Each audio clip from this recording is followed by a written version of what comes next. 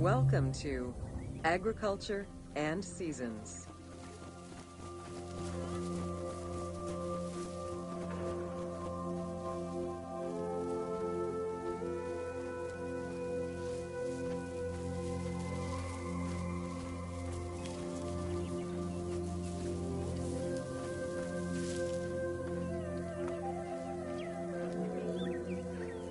While crops were cultivated in different oases around the desert, most of the arable lands were near the Nile.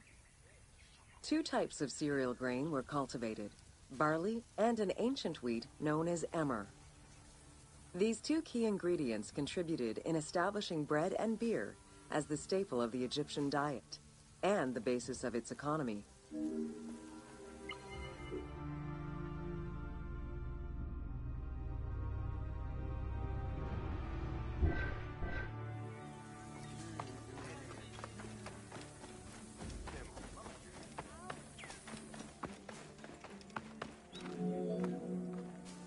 The Ptolemaic era created an agricultural revolution with the introduction of advanced agricultural techniques and new grain types such as rice, durum wheat, and pearl millet. The resulting agricultural mass production greatly increased the economy of ancient Egypt. It also prompted the development of storage and transportation, allowing long-distance trade with other regions.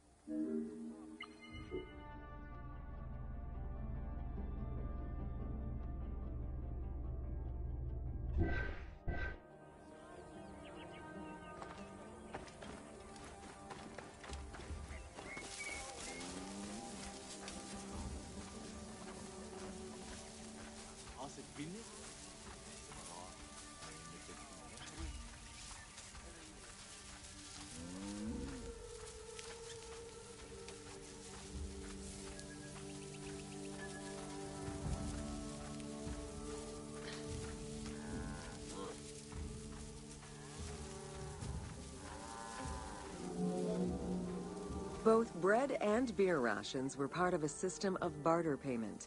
The state used those goods to pay wages for those who worked in the quarries and at the construction sites. Beer was so important to ancient Egyptians, they had a goddess of beer brewing, Tenenet. Tenenet is seen in many paintings and sculptures with beer, and women are depicted as the primary beer makers.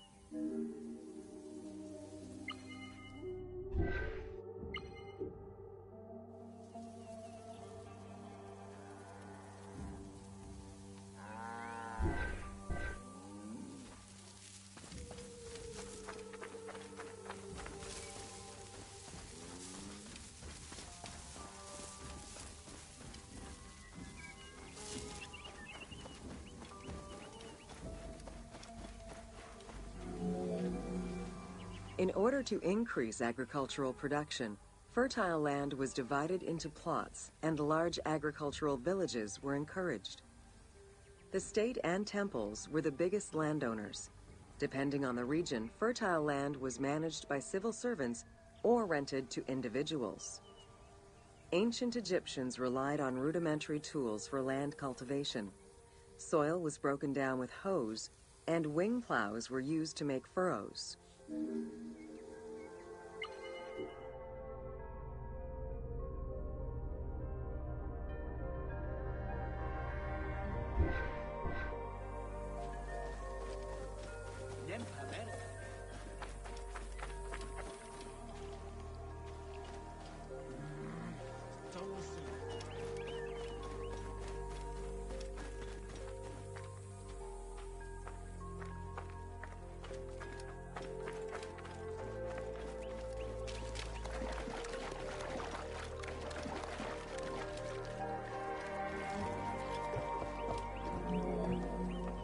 The three seasons known as Akhet, Peret, and Shemu corresponded to a specific phase of the agricultural process and the river's natural changes.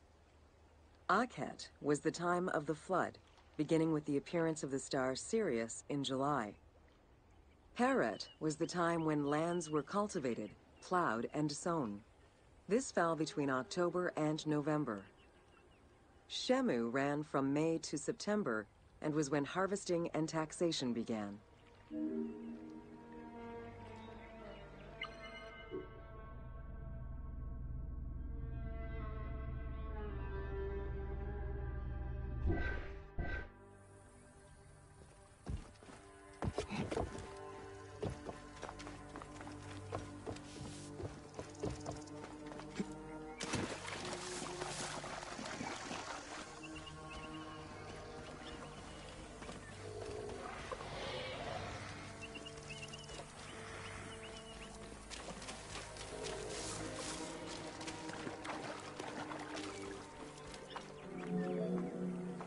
The pharaoh's duty was to uphold order against chaos and provide for his people. Priests and local governors also wanted to appear as protectors of the people. However, any variation in the Nile's seasons could cause water shortages. This had devastating consequences on wheat and barley crops. The pharaoh, administrators, and priests knew they needed to demonstrate their ability to prevent such a catastrophe from happening.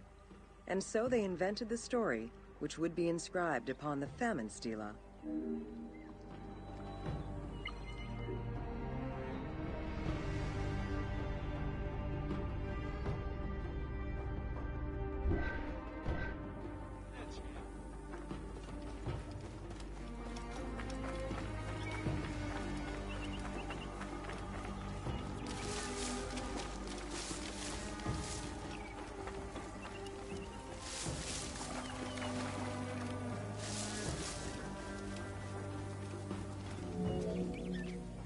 The story begins with the pharaoh worried for his people.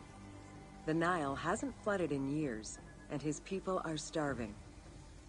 In search of the origins of the flooding, Djoser seeks out Khnum, the protector god of the region and the source of the drought.